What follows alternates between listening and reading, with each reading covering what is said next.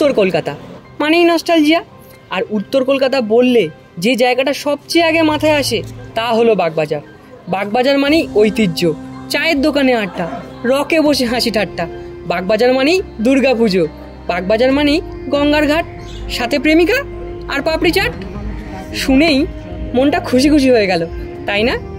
কিন্তু এই আনন্দমহলে আমরা কি খবর রাখি সেই সব মানুষগুলোর যাদের অবস্থা দিন আনি দিন খাই? চলুন তাহলে আজকে বাগবাজারকে এক অন্য চোখে দেখা যাক। মোটামুটি খুব একটা বেশি নয়, তাও অল্পর মধ্যেই আসে আর কি। বিকল্প পথ বলতে আর যাই হোক দেখতে হবে, এখন তো কিছুই পথ নেই, এখন এই করে কাটছি। পরিবারে 12 জন আছে।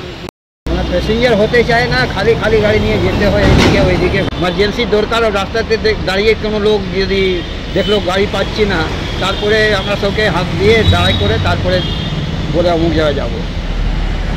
আগের মতন প্যাসেঞ্জার নেই, রাস্তার লোক নেই, বোঝাই যায় না কি মতলব প্যাসেঞ্জার আছে। অনেক দিন এরকম হয় কি একদম বাঁচে না পয়সা।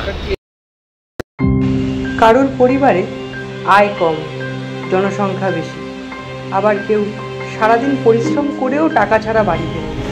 নস্টালজিয়ার বাগবাজার সবার জন্য সমান তা নয়, এইভাবেই তাদের দিন কেটে চলেছে এই শহরে।